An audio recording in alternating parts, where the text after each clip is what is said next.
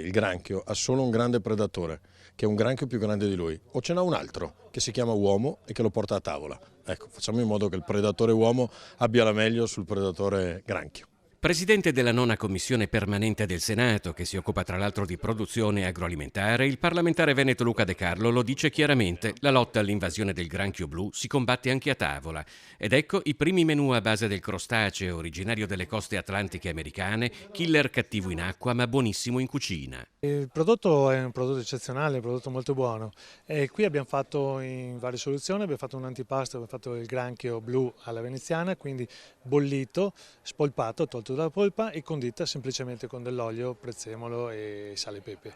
Poi abbiamo proposto dei spaghettoni fatti a mano, fatti in casa e come secondo piatto abbiamo proposto il granchio rosmarino, semplicemente anche questo bollito, spezzato e poi saltato in padella con olio, aglio e rosmarino. Coldiretti è in prima linea nella controffensiva per limitare il granchio blu, prelibatezza gastronomica ma anche aggressivo predatore in grado di sconvolgere l'equilibrio dell'intero ecosistema. Sta causando enormi problemi in quanto sta danneggiando un'intera filiera economica, soprattutto di coloro che fanno allevamento di mollusche, di cozze, di vongole, di ostriche, ma sta aggredendo anche purtroppo la fauna ittica e marittima a 360 gradi in quanto è una specie assolutamente invasiva e colonizzante, danneggiando un'intera filiera che sul nostro territorio ha ricadute per decine e decine di milioni di euro. La raccomandazione è di pescarlo il più possibile con una raccolta massiva che ne abbatta la popolazione. A questo scopo il governo ha stanziato 2.900.000 euro. Innanzitutto per dare ai pescatori la possibilità di smaltire ad un prezzo calmierato, cioè 0,15 è l'accordo che si è raggiunto